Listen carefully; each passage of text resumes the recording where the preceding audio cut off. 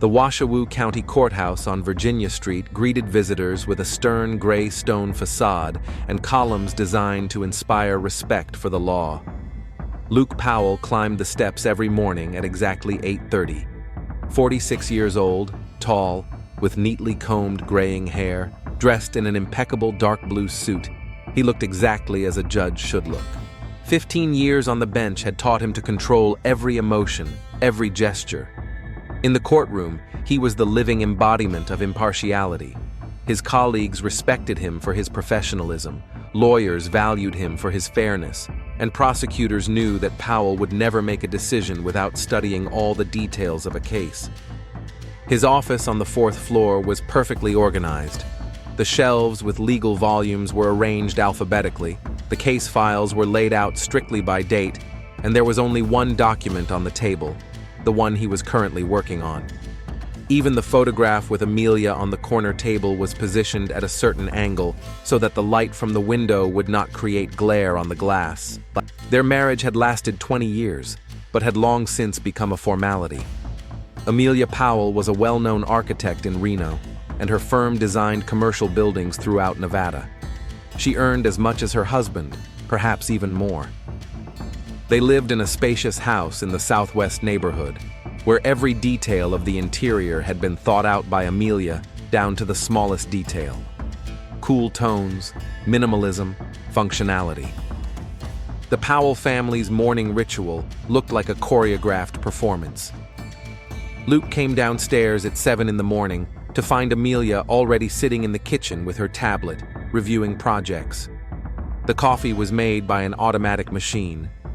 They exchanged the usual pleasantries about their plans for the day without looking up from their screens.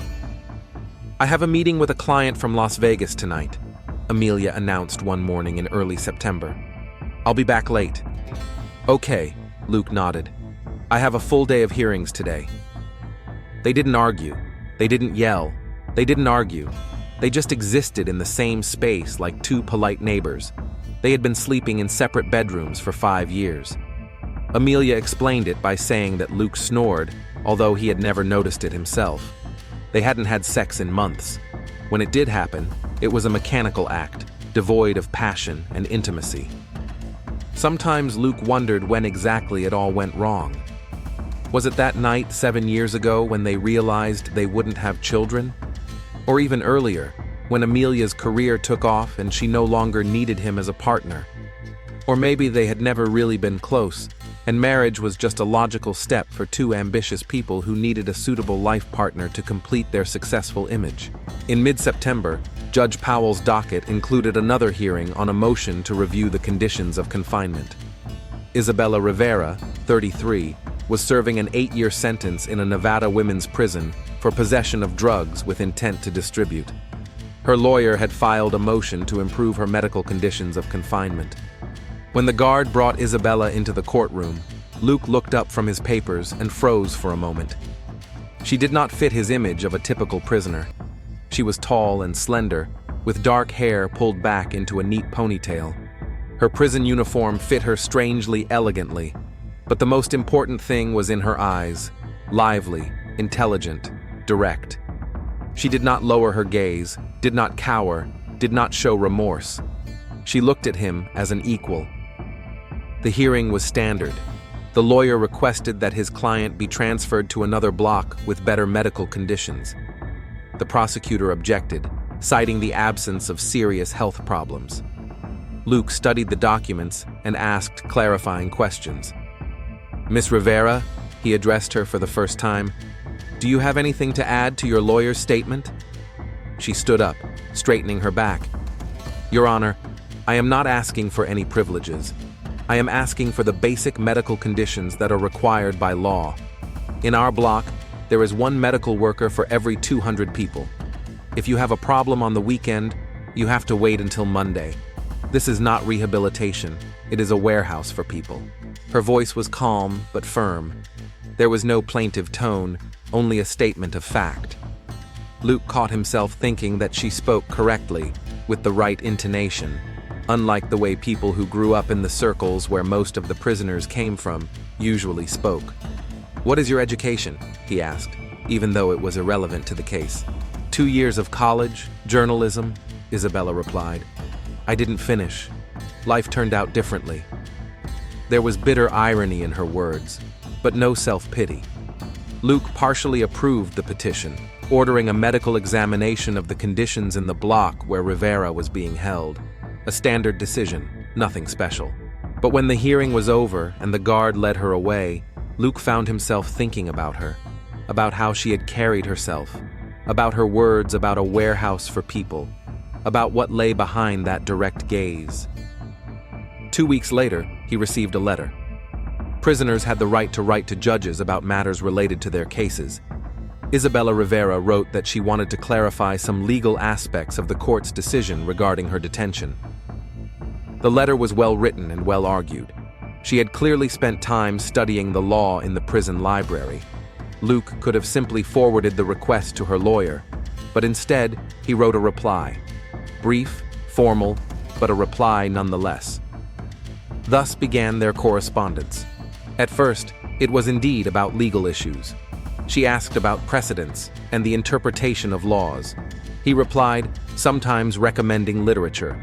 Then the questions became broader. She asked his opinion on reforming the justice system. Contrary to his own rules, he shared his views. At the end of October, Luke came to the prison for the first time not on official business, but to meet with Isabella. Officially, it was to consult with her about her legal education. The prison provided educational programs for inmates, and judges sometimes acted as mentors. Marcus Jones, the head of security, a 50-year veteran of the system with a face lined with wrinkles, escorted him to the consultation room. Judge Powell, do you often work with our inmates? Marcus asked curiously. Sometimes, Luke replied neutrally. I consider it part of the rehabilitation process. Marcus nodded, but something elusive flashed in his eyes. Understanding? Doubt? Luke didn't bother to analyze it. Isabella entered a few minutes later. They sat on opposite sides of the table. There was no partition between them. Consultation rooms were different from rooms for meetings with lawyers. The guard remained outside, but the door had a window, and they were being watched. Thank you for taking the time, Your Honor, she began. Luke, he said, surprising himself. Here, I'm just Luke, a legal advisor. She smiled for the first time. That smile changed her face, making her look younger, more alive. They talked about the law, legal practice, and her case. Isabella claimed that her ex-boyfriend had planted the drugs when she tried to break up with him. The police found cocaine in her car. Her lawyer had done a poor job and failed to find the necessary witnesses. It was a standard story that Luke had heard hundreds of times, but in her case, something sounded plausible. Or did he want it to be true? The meeting lasted 45 minutes.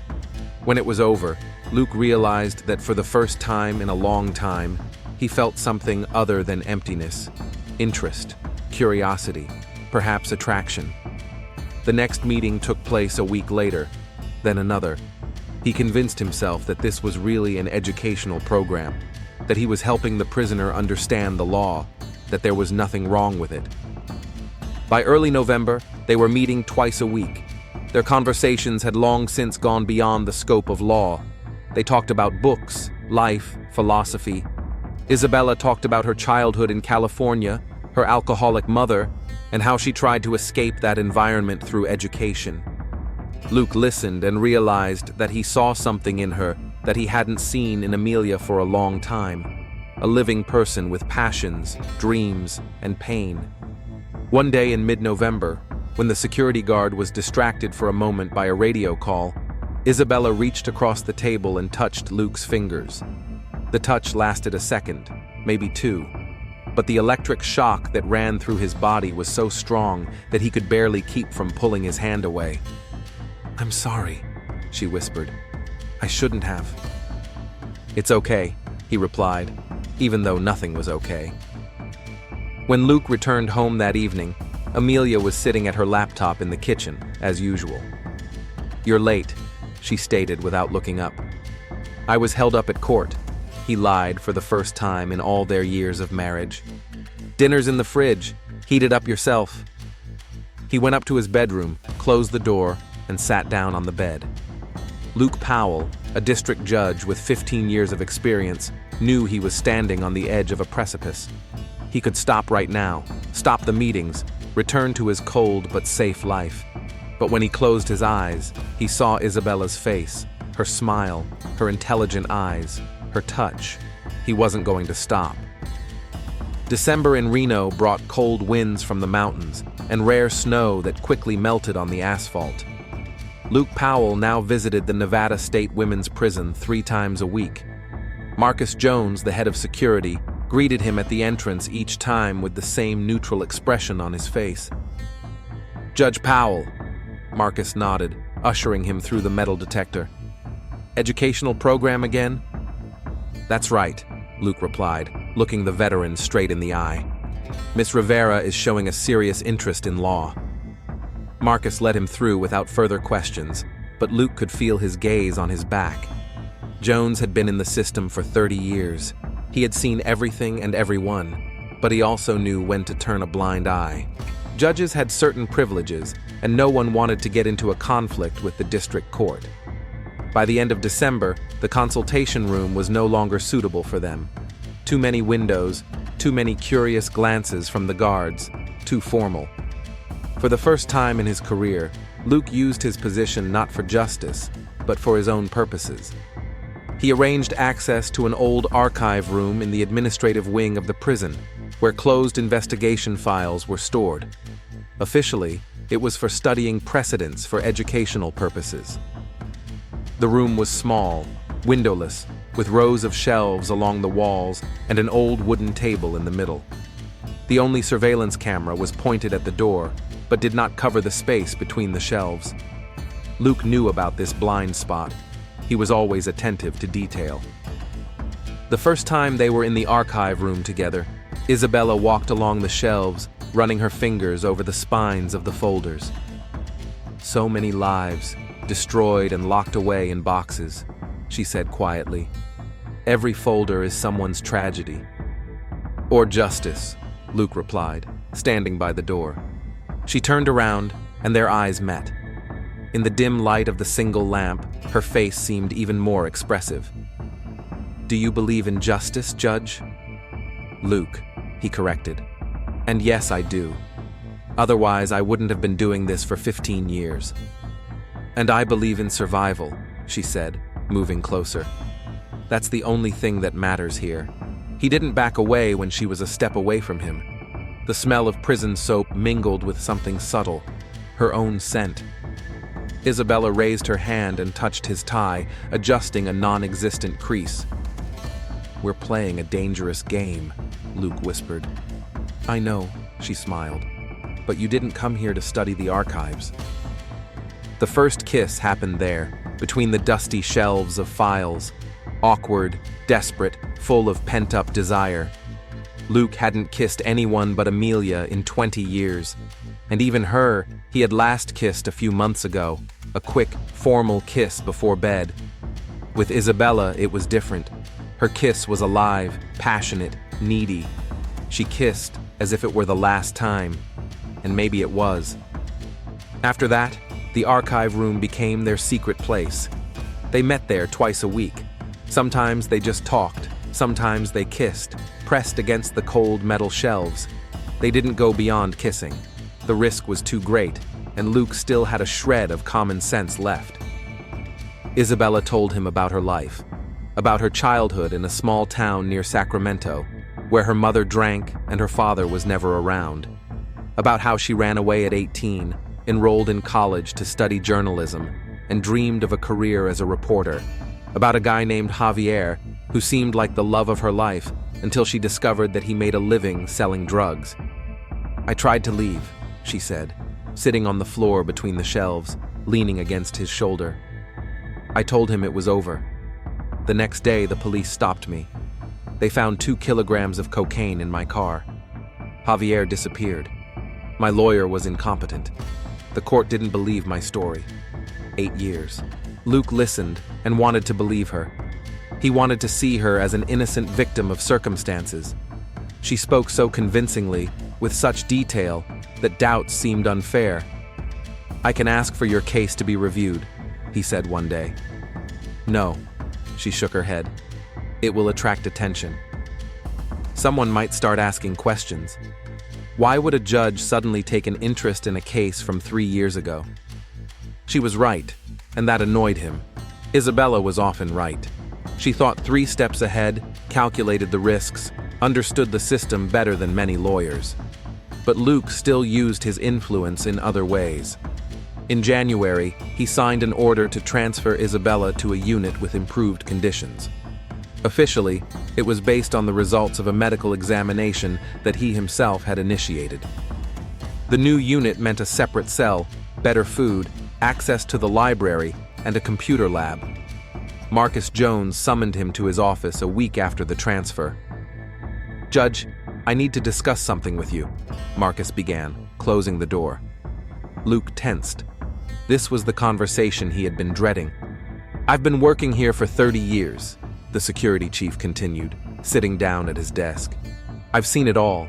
Guards who fell in love with inmates, social workers who crossed boundaries, even a judge, 15 years ago, who had an affair with a defendant."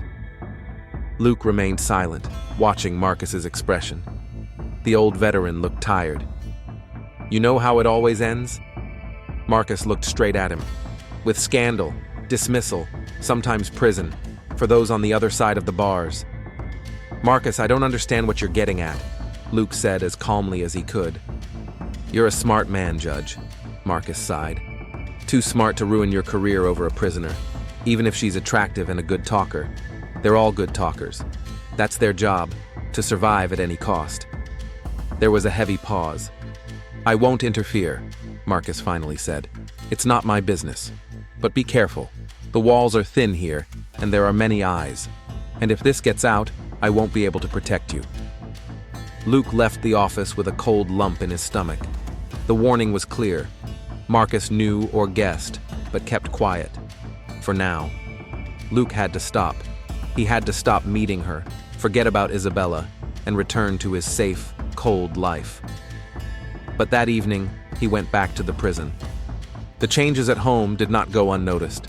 Amelia Powell was a perceptive woman. In February, she spoke about it directly for the first time. "You've been staying out late a lot," she said over dinner, which they had been eating in silence for 20 minutes. "A lot of work," Luke replied, without looking up from his plate. "Court hearings don't take place at 8 in the evening," Amelia remarked coldly, "and your phone is always on silent now." That hadn't been the case before. He had indeed bought a second phone, a cheap one with a prepaid SIM card. Isabella didn't have access to a phone in prison, but she sometimes used the guard's phone, paying him with money from her prison account. They exchanged short messages, nothing explicit, nothing compromising. But the very fact that he had a secret phone was a betrayal. "Amelia, I don't understand what you mean," he tried. She put down her fork and looked at him intently for the first time in many years. She really looked at him, as if she were seeing him for the first time. "You're having an affair," she stated emotionlessly. "Don't deny it. I know the signs. You've changed. You're distracted, more absent than usual. The only question is, with whom?" Luke felt cold sweat running down his back. "That's absurd," he said. "Perhaps," Amelia said, rising from the table. "But I intend to find out. Our marriage may be dead, but I won't let myself be made a fool of. You're a public figure. I'm a public figure. If you really are having an affair, I need to know about it, to control the damage." She was talking about marriage, about infidelity, about them as a business project that required crisis management. No emotions, no jealousy, just cold calculation. "Do whatever you want," Luke replied, realizing it was too late to back down. The next day, Amelia hired a private investigator. She chose a woman named Jennifer Cole from a small agency on the outskirts of Reno. Professional, discreet, with good references. She specialized in family matters and infidelity. Luke didn't know it, but he felt the noose tightening. He became paranoid, looking around in the parking lot, checking to see if he was being followed. Marcus looked at him with undisguised concern every time the judge appeared in prison. But he couldn't stop. Isabella had become his drug, his way of feeling alive. With her, he wasn't Judge Powell, a pillar of society, a cold machine of justice. He was just Luke, a man who wanted and was wanted. In mid-February, in the archive room, she said, "I love you." And the words sounded so natural, as if she had said them many times before. Luke froze. No one had said that to him in years. Amelia had last said those words probably 8 years ago, and even then it had been automatic, like a bedtime ritual. "Me too," he replied, and it was true. Or he wanted it to be true. She pulled him toward her, and they kissed long and desperately, knowing it was wrong, dangerous, disastrous, but unable to stop. Outside, in the prison parking lot, Jennifer Cole was taking pictures of Judge Powell's car from her parked car. She had been watching him for a week and had noticed a strange pattern. He visited the women's prison too often for a judge, and not during working hours, but in the evenings. He would stay there for 40 minutes to an hour, then leave. Jennifer didn't know the whole story yet, but she sensed a scandal, and the scandal was close. The first symptoms appeared at the end of February. Luke woke up feeling exhausted, and the feeling didn't go away after coffee and a shower. His temperature remained at 37.5 degrees. Nothing serious, just a common cold. He took some fever reducer and went to work. A week later, night sweats began. Luke woke up at 2 or 3 in the morning, drenched in sweat, the sheets sticking to his body. He changed his pajamas, opened the window, and tried to go back to sleep. Amelia slept in another bedroom and didn't notice anything. By mid-March, a rash appeared on his chest and back. Small red dots that didn't itch, but looked alarming. Luke finally decided to see a doctor.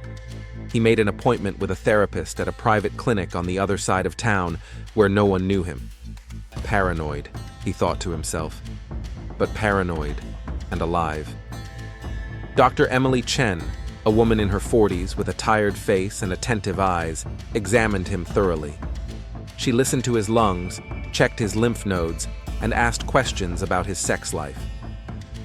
"Judge Powell," she said, removing her gloves, "I need to run some tests, standard procedure for symptoms like these."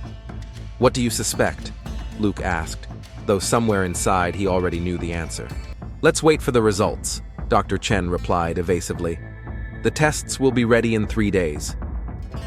Those 3 days were the longest of Luke's life.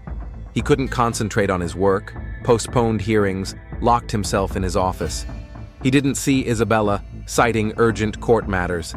She texted him on his secret phone, worried, asking if everything was okay. He replied briefly, "Yes, everything's fine. See you soon." On Thursday, March 21st at 11 a.m., Dr. Chen called him. "Judge Powell, you need to come to the clinic. Today. Preferably right now." Her voice was professionally neutral, but Luke heard something in it that he didn't want to hear. Sympathy. He arrived half an hour later. Dr. Chen was waiting for him in her office, a folder with test results on the table. She didn't beat around the bush. "The HIV test is positive," she said bluntly. "Antibodies detected. I'm very sorry." The world ceased to exist. Luke heard Dr. Chen talk about viral load, modern therapy, how HIV is not a death sentence today, how people live full lives for decades. But the words didn't make sense. Only one thing echoed in his head. Positive, positive, positive. "How long?" he asked, interrupting her monologue. "How long have I been infected?" "Judging by the viral load, recently. 2 to 4 months. This is the acute phase of the infection, which is why the symptoms are so pronounced. 2 to 4 months. December, January. Isabella. Only Isabella." He hadn't been close to Amelia for almost a year. "You need to notify all your sexual partners," Dr. Chen continued. "It's important. They need to get tested." Luke nodded mechanically. "Notify," Amelia. Tell his wife that he had not only cheated on her, but also potentially infected her with a deadly virus. His career, his reputation, his life, everything was falling apart. He left the clinic in a daze. He got into his car but didn't start the engine. He just sat there, staring into space. His phone vibrated. Messages from his assistant at the court, from Amelia, from Isabella. He didn't answer. An hour later, Luke drove to the prison. Without thinking, on autopilot. Marcus Jones met him at the entrance with a surprised look. "Your Honor, you're not scheduled for today." "I need to see Isabella Rivera urgently," Luke said, his voice sounding strange. "Right away." Marcus looked at him closely, noticing something in his expression. "Are you okay?" "Set up the meeting, now." 15 minutes later, Luke was sitting in a consultation room, not in the archive room, but in a normal one, with a window and a video camera. He didn't care. Isabella entered with a smile that faded when she saw his face. "Luke, what's wrong?" He didn't answer until the guard closed the door and moved away to the wall. "I have HIV," he said quietly but clearly. "I tested positive. I'm infected." Isabella turned pale. For a split second, an expression appeared on her face that he couldn't interpret. Fear, guilt, or just shock. "Oh my God," she whispered. "Luke, You knew," he said. It wasn't a question, but a statement. "Really? You knew about your status?" The silence lasted too long. Isabella lowered her eyes, her fingers nervously fingering the edge of her prison uniform. "Answer me," Luke demanded, and the guard stirred but did not intervene. "Yes," she finally admitted. "I knew. I was diagnosed a year ago, here, in prison, after mandatory testing." Luke felt rage flare up inside him, so strong that he clenched the edge of the table. "You knew and didn't tell me? I had a right to know. If I had told you, you would have stopped visiting me." She looked up at him, her eyes full of tears. "I couldn't let that happen. You were the only good thing in my life, the only one who saw me as a person, not just a prisoner." "You used me." Luke's voice trembled. "You manipulated me." It was all a lie. The story about innocence, about love, all lies. "No," she reached across the table, but he pulled his hand away. "The love was real. I really love you, Luke. But I also wanted to survive. I wanted better conditions. I wanted hope for early release. These things are not mutually exclusive." "Do you know what you've done?" Luke stood up abruptly, knocking his chair back. "You destroyed my life, my career, my marriage, my health, everything." A guard approached, ready to intervene. "Modern therapy is very effective," Isabella said quietly. "People live normal lives. You'll be fine." "Get out of my life," Luke said, and turned toward the door. "Never contact me again." He walked out of the prison without looking back. Marcus Jones stood at the exit and watched him with an expression that said, "I told you so." Luke arrived home at 6 in the evening. Amelia's car was in the driveway, although she usually came home later. The living room light was on inside the house. When Luke entered, Amelia was sitting on the sofa. In front of her on the coffee table lay a large envelope and several photographs. Even from a distance, Luke recognized his car in the prison parking lot. "Sit down," Amelia said coldly. "We need to talk." Luke slowly walked over and sat down in the chair opposite her. He picked up one of the photos. It showed him leaving the prison administration building. Another showed his car in the same parking lot at different times of the day. The timestamps were 5:30 p.m., 7:05 p.m., and 6:45 p.m. "Private investigators work fast," he remarked wearily.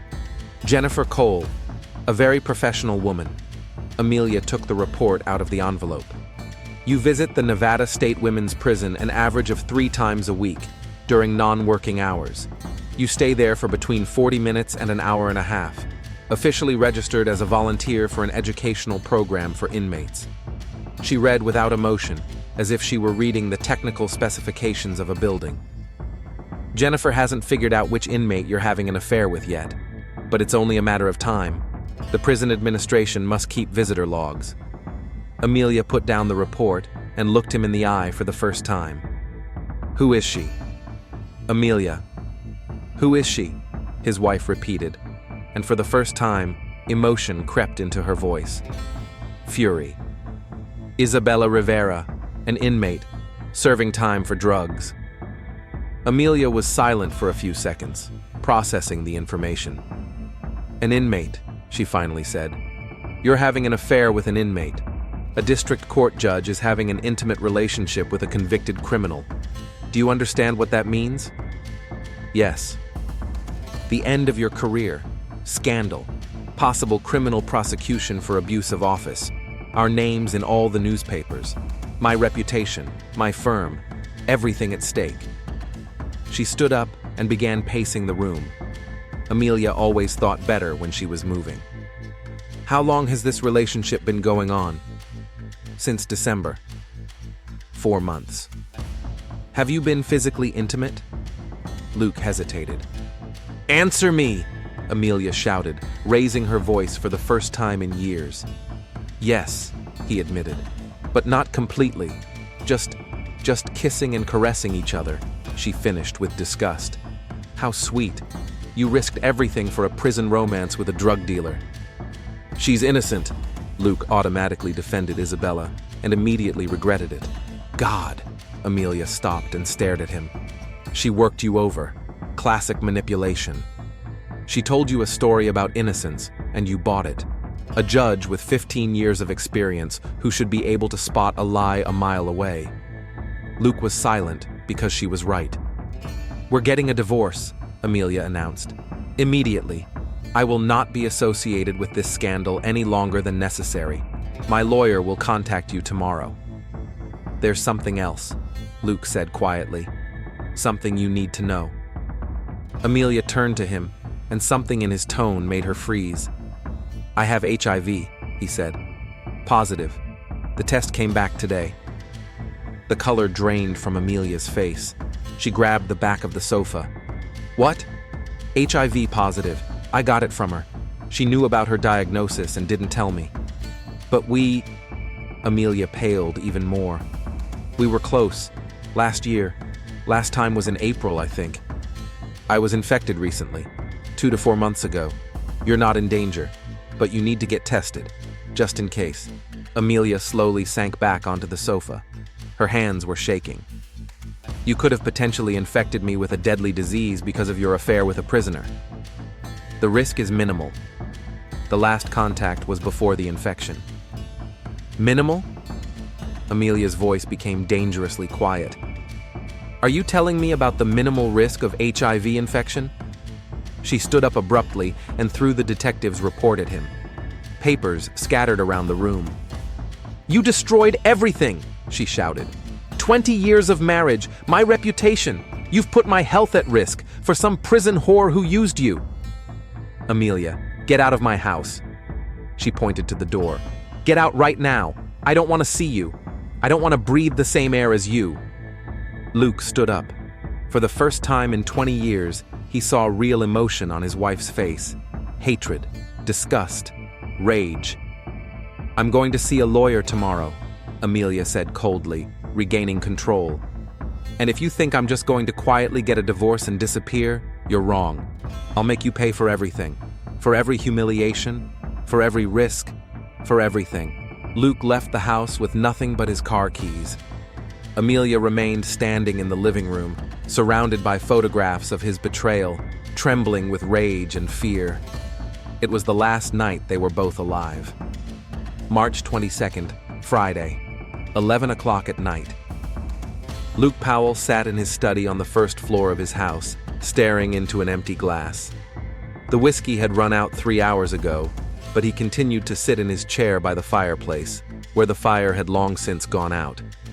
After the scandal with Amelia, he had booked a room in a cheap motel on the outskirts of Reno, but in the evening, he decided to return home to pick up his things. Amelia was gone. She had left for her sister's house in Carson City. The house greeted him with darkness and silence. Luke went into his study, poured himself a whiskey, and began to drink. Methodically, glass after glass. His career was ruined. His marriage was dead. His health was shot. A scandal was inevitable. Everything he had built over 15 years had turned to dust in 4 months. The phone lay on the table, not a secret phone, but a regular one. There were no messages. No one had texted or called. Luke was completely alone. He didn't hear the front door open. He didn't hear footsteps in the hallway. The first thing he noticed was movement in the doorway of his study. The figure entered without knocking, confidently, as if it had every right to be there. "You're back," said the voice. Luke raised his head. Alcohol clouded his mind, slowing his reaction. "We need to talk," the voice continued. "I have nothing to talk about," Luke replied wearily. "Oh, believe me, there is." The figure approached, holding something in its hand, a glass with liquid. "Drink up, for the last time." "I've had enough to drink." "Drink up," the voice became harsh. "This is not a request." Luke took the glass.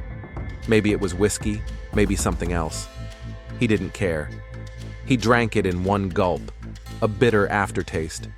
Strange, but the alcohol still numbed his taste buds. "What was that?" he asked when the glass was empty. "Something that will put an end to all this," was the answer. "You've ruined too many lives, Luke. Mine, yours, others. It's time to stop." His head began to spin more than it should have from the alcohol. His eyelids grew heavy. Luke tried to stand up, but his legs wouldn't hold him. "What have you done?" The words came out with difficulty. "I gave you what you deserved. Justice. You love justice, Judge." Luke fell back into his chair. The room was spinning. The last thing he saw was a figure standing over him. The last thing he felt was fear. Then darkness. The figure remained standing over Judge Powell's body for a few more minutes. Checked his pulse. Weak, but there. It would take time. Sleeping pills combined with alcohol and other substances work slowly, but irreversibly. When his breathing finally stopped, the figure carefully wiped the glass and placed it on the table. She looked around the office. No traces. Everything looked like an accident. A drunk judge who mixed alcohol with medication. An overdose. A tragedy. The figure left the office, closing the door behind her. The house was silent again. March 23rd, Saturday, 8 o'clock in the morning. Maria Sanchez, the Powell family's maid, came to clean the house every Saturday morning. 52 years old, mother of 3, she had worked for the Powells for 7 years and had keys to the house. Upon entering, Maria immediately sensed that something was wrong. The silence was eerie. Usually, Mrs. Powell was already sitting in the kitchen with her tablet, but today, the house seemed empty. "Mrs. Powell?" Maria called. There was no answer. She walked through the living room to Mr. Powell's study. The door was closed. Maria knocked. "Mr. Powell?" Silence. Maria opened the door and saw him. The judge was sitting in an armchair by the fireplace, his head thrown back, his eyes open and unseeing. His skin was pale, with a bluish tinge. Maria knew immediately that he was dead. A scream caught in her throat. She turned and ran to the phone, dialing 911 with trembling fingers. Detective Sarah Collins of the Reno Police Homicide Division arrived on the scene at 9:20 a.m.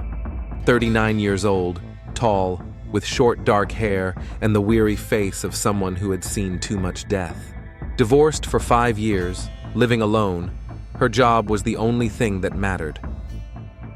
2 patrol cars and a forensic van were already parked outside the Powell's house. Sarah showed her badge to the officer at the entrance and went inside. The body was still in the chair. Medical examiner Robert Hills, a gray-haired man in his 60s, was already examining the body. "What do we have?" Sarah asked, putting on gloves.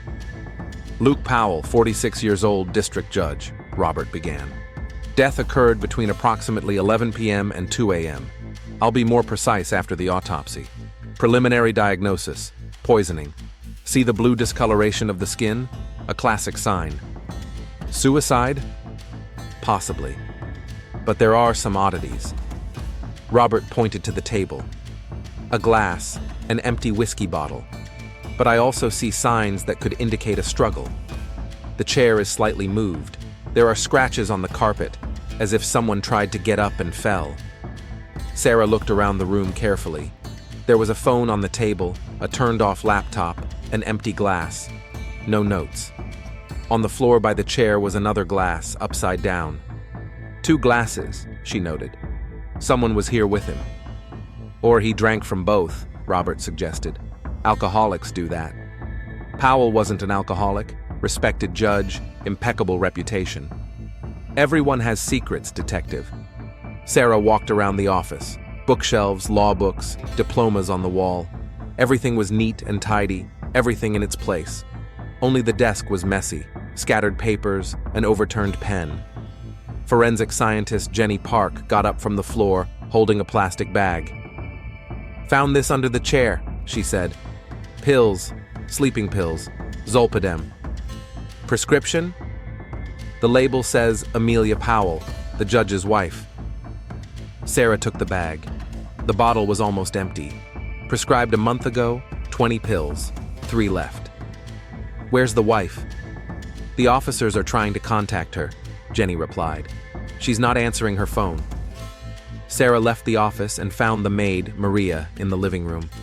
The woman was sitting on the sofa, wrapped in a blanket despite the warm weather. Shock. "Mrs. Sanchez, I'm Detective Collins. I need to ask you a few questions." Maria nodded without looking up. "When was the last time you saw Mr. Powell alive?" "Last Saturday, a week ago. He looked tired, but normal." "And Mrs. Powell?" "She was there last week too. But on Thursday when I came to clean, she wasn't there. The house was empty." "Did they live together?" Maria paused. "They slept in separate rooms. For a long time. But together, yes. Have there been any conflicts between them lately?" "I don't know. I just cleaned the house."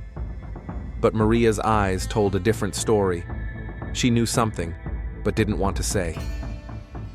By noon, Sarah had received the first results from Robert. Toxicological analysis showed high concentrations of alcohol, Zolpidem, and another substance, diazepam, in the judge's blood. A tranquilizer. Combined with alcohol and sleeping pills, it was a lethal mixture. "Could it have been suicide?" Sarah asked.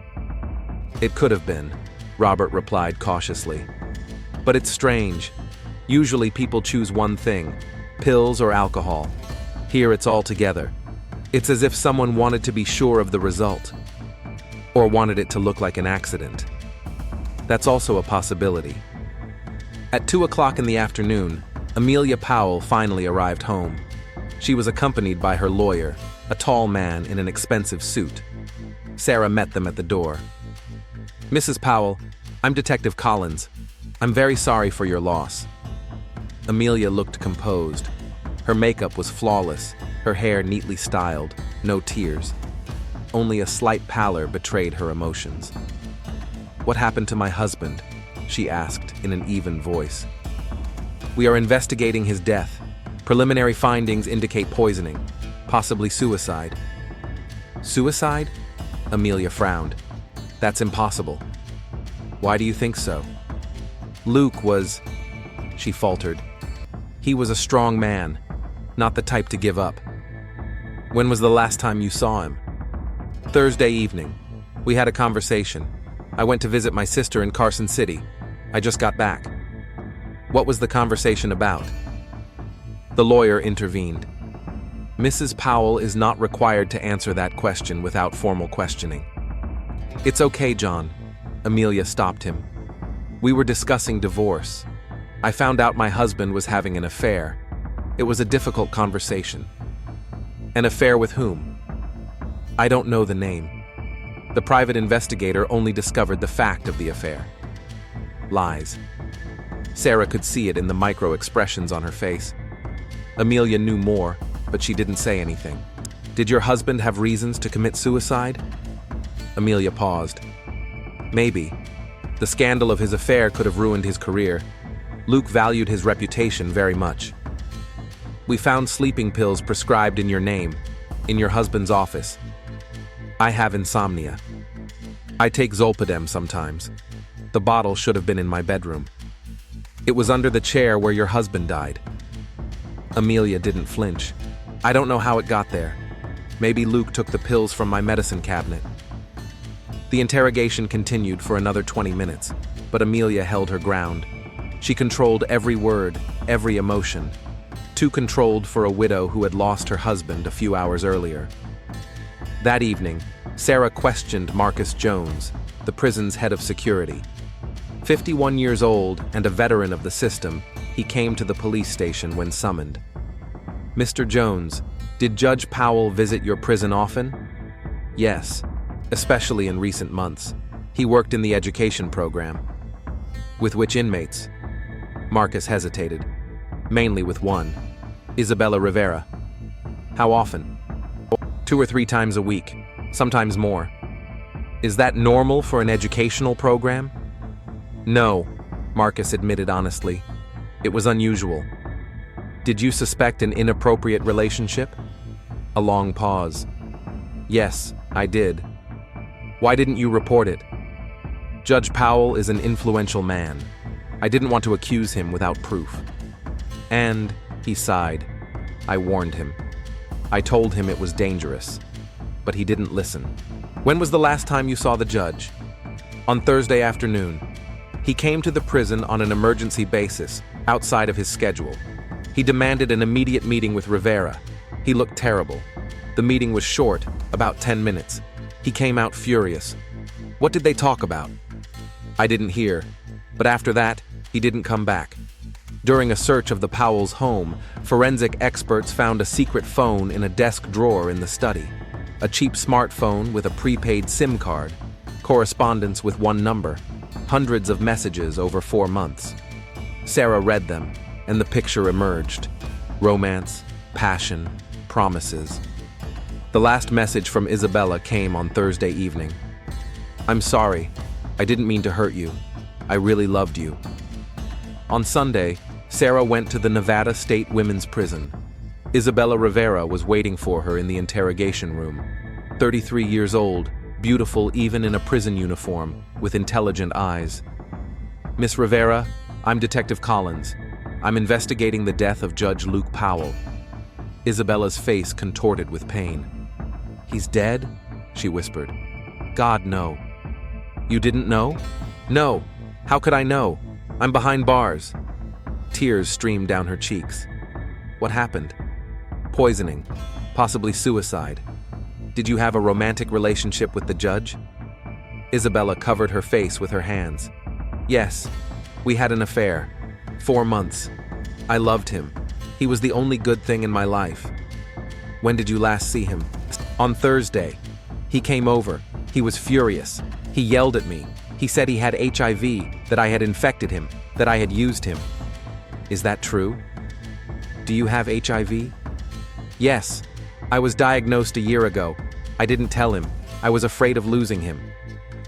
Did you manipulate the judge? Isabella looked up with tear-filled eyes. I was surviving. That's all that matters here.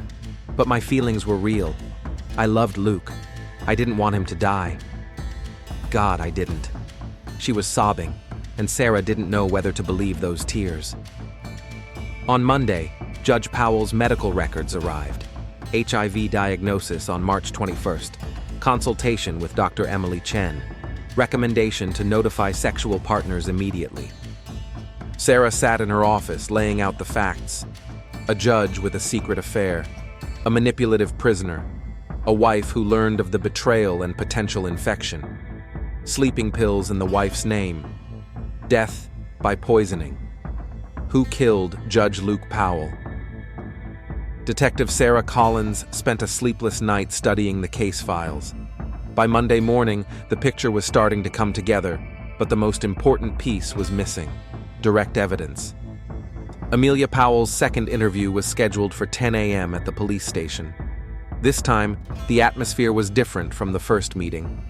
Sarah conducted the conversation harshly, without formal condolences.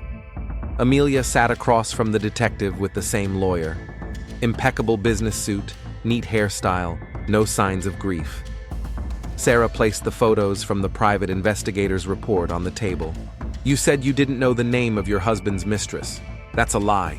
Detective Cole gave you the full report on March 21st. It contains the name Isabella Rivera and all the details of their meetings. Amelia didn't answer right away.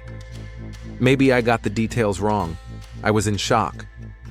Your husband told you about his HIV status on Thursday evening. You demanded that he leave the house. Was that the last time you saw him? Yes. But neighbors saw your car at the house on Friday evening, around 11 o'clock. For the first time, Amelia's face showed tension. I forgot some things. I stopped by briefly. Was your husband home? I don't know. I didn't see him. The lawyer intervened, but Sarah ignored him. She took out the next document, the toxicology report. Zolpidem and diazepam were found in your husband's blood. Both drugs are prescribed in your name. We found zolpidem in the study. And diazepam? I don't take diazepam. But the prescription was written in your name 3 months ago. 10 pills. We checked with the pharmacy. The pause dragged on. The lawyer whispered something to Amelia, but she remained silent, staring at the table. The next step was to search the Powells' home. They got the warrant by Monday evening. The forensic team worked methodically, inch by inch. In Amelia's bedroom, in the bathroom trash can, they found an empty diazepam package. The attempt to destroy the evidence was clumsy. The plastic blister pack had simply been crumpled up and thrown away with the other trash. Another detail was found in the office, a video surveillance system. The cameras had been installed a year ago after a break-in attempt in the neighborhood. The recordings were stored on a hard drive in a utility room. The hard drive had been partially wiped clean. The files from Friday evening had been deleted, but computer forensics expert Michael Chang worked for 3 days and was able to recover fragments of the recording. On Thursday morning, Sarah sat in the technical department watching the screen. Michael played the recovered video. The quality was poor, the image was interrupted, but the main part was visible. March 22nd, 11:12 p.m. The camera in the first-floor hallway captures a figure entering the frame, Amelia Powell. She walks toward her husband's office, carrying a tray with 2 glasses. She enters the office. The camera does not cover the interior of the room, only the doorway. 11:37 p.m. Amelia leaves the office. The tray is empty, with only 1 glass on it. Her face is calm and focused. No emotions. She walks to the stairs and goes up to the 2nd floor. 0 hours, 43 minutes. Amelia comes back down. She approaches the office door, opens it, and looks inside. She stands there for a few seconds. She closes the door. She leaves the frame and heads toward the kitchen. 1 hour, 8 minutes. Amelia leaves the house through the front door. The video ends. Sarah leaned back in her chair. The evidence was irrefutable. On Friday morning, Amelia Powell was called in for a 3rd interrogation. This time, the atmosphere was different. Sarah placed the printed frames from the video recording on the table. You said you didn't see your husband on Friday evening. Here you are entering his office with a tray. 23 hours and 12 minutes. Amelia looked at the photos in silence. Your fingerprints are on the glass we found in the office. Traces of zolpidem and diazepam in that glass. An empty diazepam package in your bedroom. Deleted surveillance camera recordings. Sarah leaned forward. Everything points to one thing. You poisoned your husband. The lawyer tried to stop the questioning, but Amelia raised her hand. Wait, John. She looked at Detective Collins with a long gaze. Something changed in her face. The mask of control cracked. I want to tell the truth, Amelia said quietly. The lawyer tried to object, but she repeated firmly, I want to tell. Sarah turned on the tape recorder. Amelia spoke slowly, clearly, without emotion. It was as if she were reading a report on the work she had done. She told how she had received the detective's report on Thursday afternoon, how she had waited for her husband that evening, how he had come home and told her everything about his affair with the prisoner, about the HIV, how she had felt not pain, but rage, cold, all-consuming rage.